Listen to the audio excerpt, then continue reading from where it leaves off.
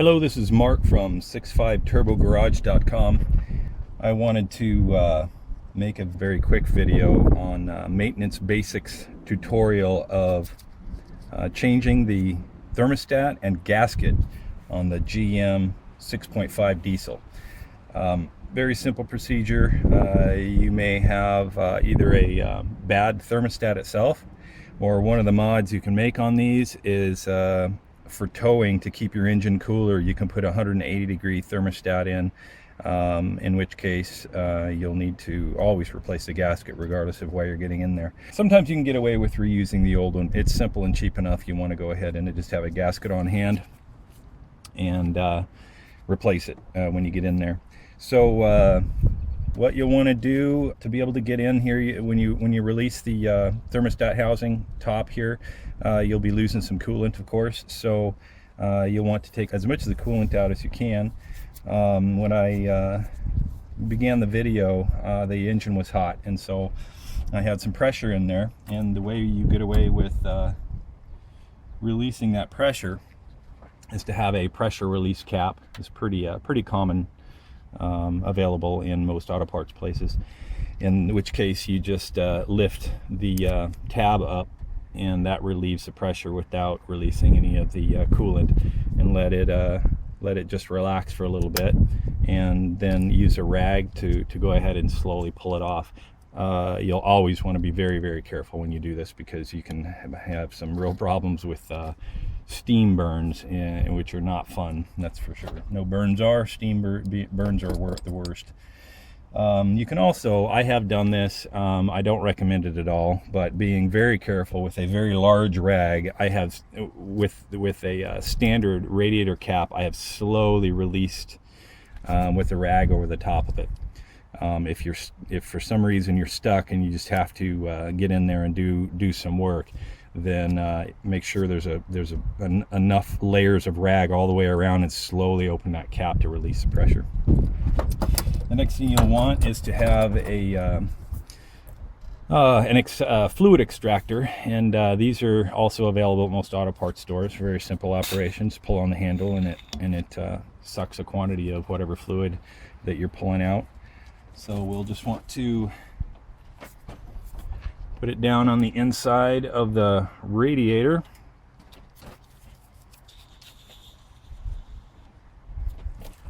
Pull some out. I've got a empty bottle of antifreeze down here that I'm going to just pour it into. I'll actually reuse this when I'm done.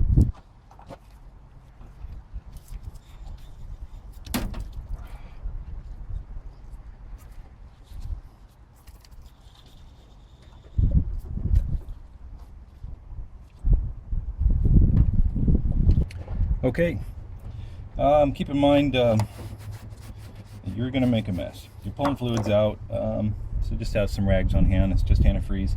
If you have animals around, I'm sure it doesn't need to be said, you probably know that you want to clean up any antifreeze leaks that are around. You don't want animals to be getting into that. That'll be very, very bad for them. So keep your area cleaned up is always a good idea, so have some rags on hand. So the next thing that we'll want to do is to go ahead and pull the thermostat housing cover off. You can pull the hose off and pull the whole thing off, or you can just pull it off with it attached to the hose, which is what we're going to do. You need a 15mm wrench, 15mm deep socket wrench. The stud, and it's got a tall stud here, normally has your fuel overflow from the fuel filter manager. From when you're purging air out of the tank, you have your little T-valve here. Mine is broken at the moment. I haven't located a new one yet. So, but anyway, that normally you have your T-fitting here, and it will come off. So you'll need a deep socket 15mm to get past that stud there.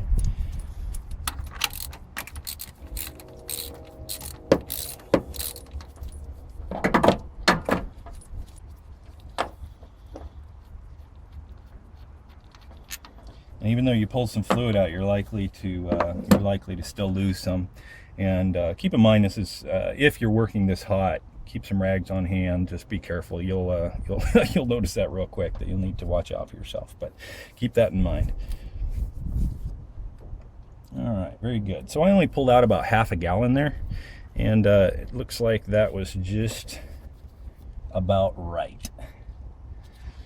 So you want to have a scraper on hand. Will help get the old gasket and any excess material off. That's my problem right now. I had switched back to a 195 degree thermostat, and I didn't get the gasket surface cleaned up quite enough, so I ended up having just a very slow weeping leak around my housing gasket cover here. So I just want to make sure that it's very clean here. Take a look in there, make sure everything is good. Take a wire brush to it. If you go ahead and pull the hose off, you can take your housing cover here and take it into a wire wheel. I'm just going to use a wire brush here and get it cleaned up real nice. Should do it well enough, so I don't have to pull the hose off. Just a regular soft bristle brush, wire brush. You can use a copper or brass, more than likely, for a little softer metal, but I'm just going to go over it real light here to clean up the surface. It's not going to cause any harm at all. Clean it up with a rag. Keep it as dry as you can. Nice and smooth and clean. Make sure it's there's a indentation you'll see where your thermostat's got to go back down in there when you're replacing your new one. By the way, I will just very quickly go through this.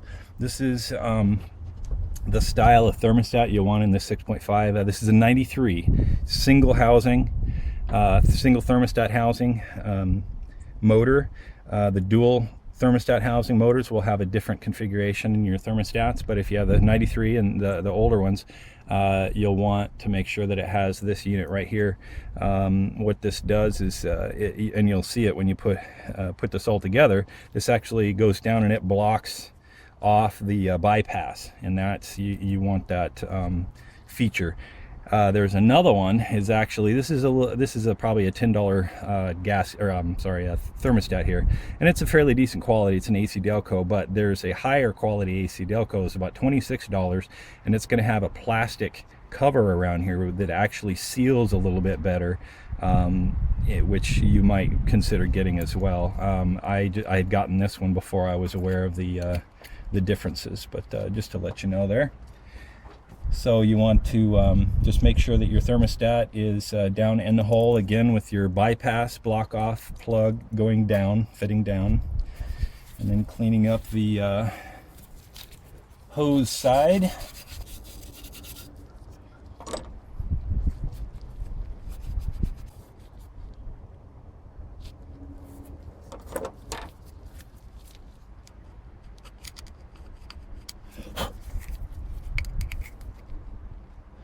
Making sure all the little pieces of excess old gasket material are off. And this is aluminum, so you got to be careful. That's why I like these scrapers, and making sure that's a nice soft or flat edge there, and you're not gouging into the aluminum.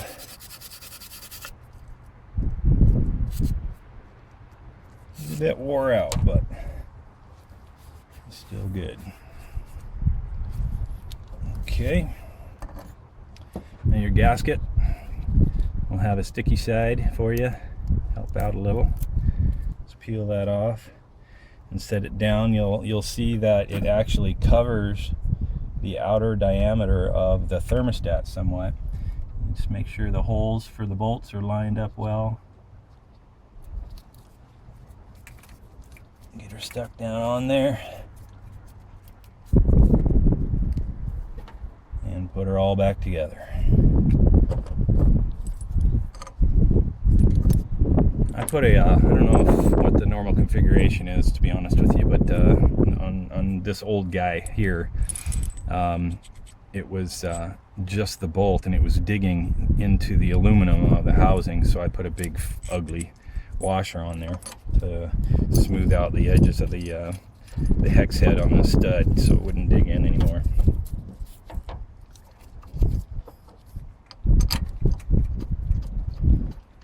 I suspect that that's what you want. Maybe somebody along the line replaced it with a new stud or something, I'm not sure, but it's no good.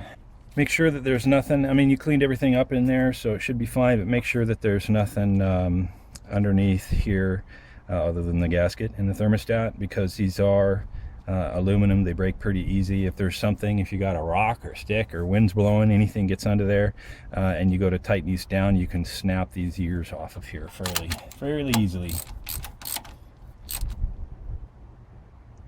Torque down nice and snug, don't get too crazy. Again, it's aluminum, and that should do you. Brand new gasket, new thermostat if you needed it. Everything's nice and clean. That should get it sealed real well. So now just go ahead and replace your antifreeze back in your radiator and button her up, and that should do her good. So that's how you change your thermostat and your gasket on a 6.5 turbo diesel with a single thermostat housing.